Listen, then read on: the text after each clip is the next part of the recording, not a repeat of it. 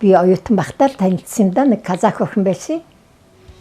Юу нэг ангаахын оюутан.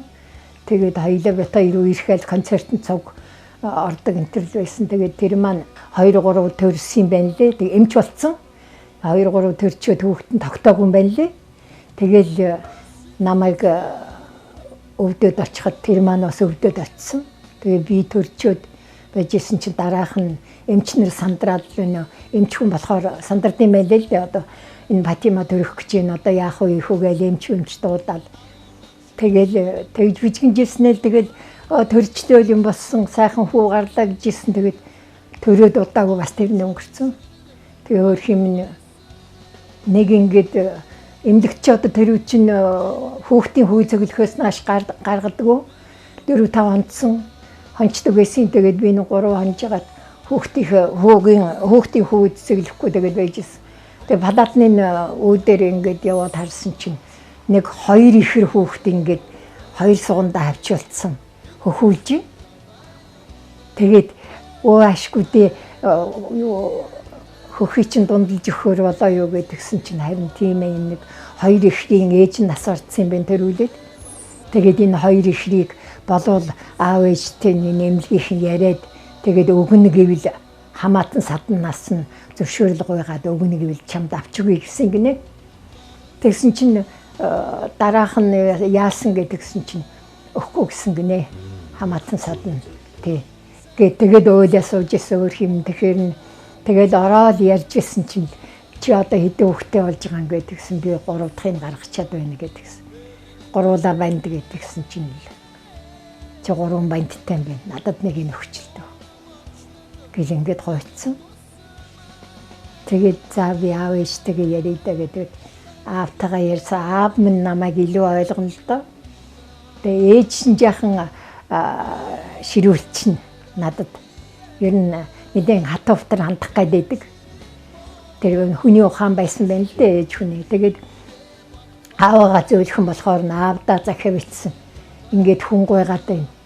Яах вэ гэдгсэн чинь аав минь миний хүү чи хэцүү ажилтай штэ. Театр гэдэг чинь хүүхд төрүүлээ л чи тэгэл хаягдсан штэ. Тэгээ юу яачгүй да. Өөрөө мэдэхгүй юу.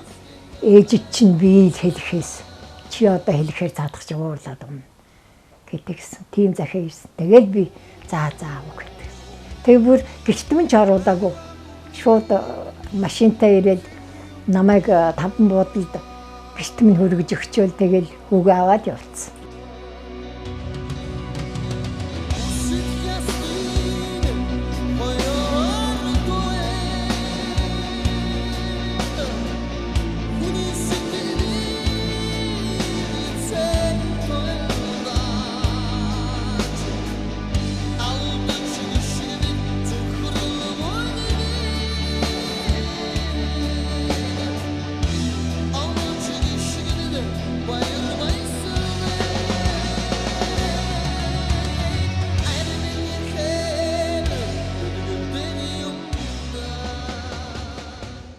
Тэр ч одоо үнэндээ тэр үед залууч байж надад одоо театрын ажил надад хэрэгтэй л гэж би илүү бодож ирсэн. Тэгээд эцгэн жаахан тийм хөндөй болоод тэгээд даригтарсанд илүү юу яагаад харин тэгээд яашгүй өгчий гэж бодоод өгцөө.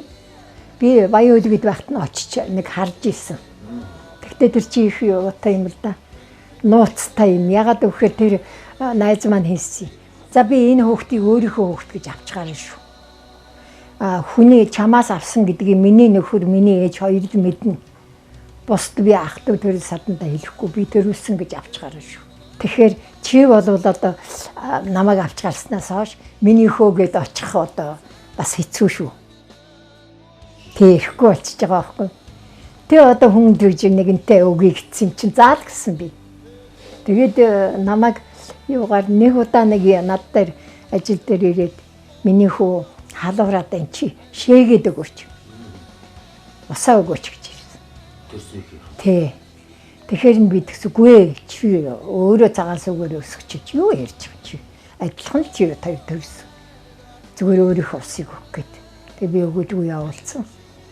Тэгээд 3 ой болцсон байхад нэг авэцсэн намайг. Тэгээ нэг томоо дугуй ширээн дээр дунд нь нөгөө хүүхдээ суулгацсан нөгөөх нь зүгээр идж явах юм маань ингээд цацгаал асгаал нэг тийм сайхан амтан. Тэгээ хараад байхад бас аавтайгаа өргөж авсан аавтайгаа адилхан нэг том малаг нүдтэй интервью шиг харагдаад байсан. Тэгээд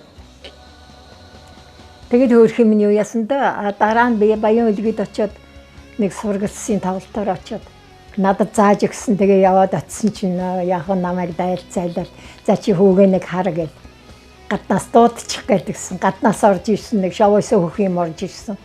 Тэгэл орж ирэхэд чи энд нэг доомбороо тоглоод үзүүлчих л дээ гэж. Ихэн тэгсэн тэгээ нэг тийм доомбор шиг юм аваад хэд ингэж ийснэ тэг хайчаад гараа явцсан нэг тийм. Тэгж нэг харсан. Тэгээд тэрнээс хойш их олон жил болсон. Тэдний чинь Казахстан руу нүүртсэн. Казахстан руу шилжчихсэн. Тэгээд нэг юунд хойно Иркут юуны хуулийн сургууль төгссөн гэсэн. Тэгээд Казахстан багшилж яах гэдэг дуулдчихсан. Тэгээд 37-тай байхдаа над руу утсаар ярьсан.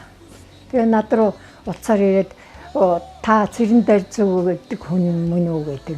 Би мөн та жүжигчин үү гэн жүжигчин гэдэгсэн.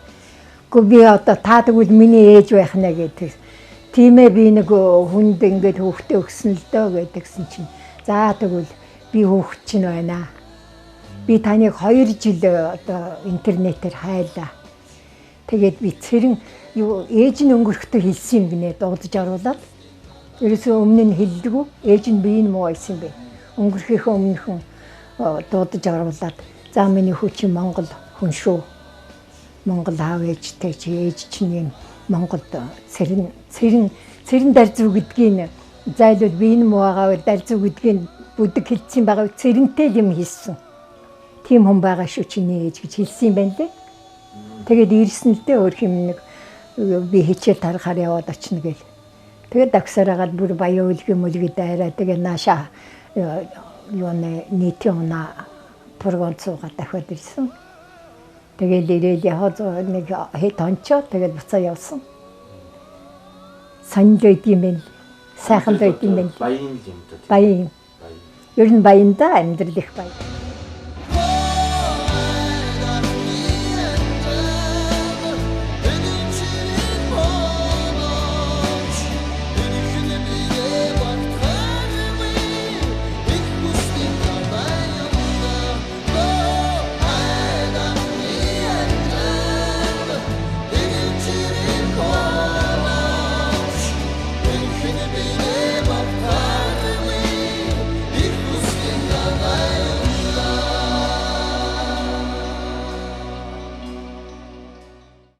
Том хүү маань 2003 онд биш 4 онд өнгөрсөн юм байна. Аваагаа өнгөрсний дараахан. Тийм одоо театр киноны хөдөөгөөрийн Баян хонгорын театрт 5-6 жил ажиллаад Хөвсгөлийн театрт найруулагч энэ Төв аймгийн театрт ч бас найруулагч байсан. Тэгээд энэ Багнуурт хамгийн сүүлд Талд Тойрог театр гээд 3 найруулагч ирээд театр байгуулж исэн. Тэрний найруулагч театрын маш мундаг найруулагч байсан да ер нь. Тэгээд зүрхэн л орондоо явцсан за тэгэл харамсалтай юм тэгэл. Хоёр хүү охин хоёртай байсан. Хүү охин хоёр нь одоо гэрлээд хоёулаа айл орон болсон бас хөвч ухтай. Би ч одоо 4 хүү төрүүлээд 7 ач 5 жичтэй болжээ.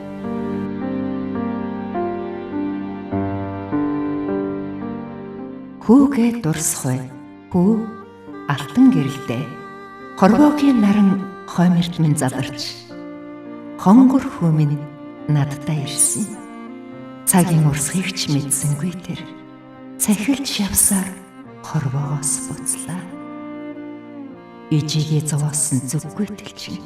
Энэ хорвоод ирхэлсэн жаргалчин байж.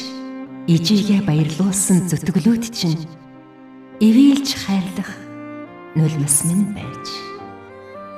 алдаа болгоныг чинь уучлсан ээж нь амьдад чинь хэлээгүй ахархан заяаг яалтав. Өтлөхийн цагт өвдгөө хучуулна гэж, буцахын цагт удаагаа бэлдүүлнэ гэж айлын томхөө чамд найдсан. Азгүй юм аа. Чиний ээж.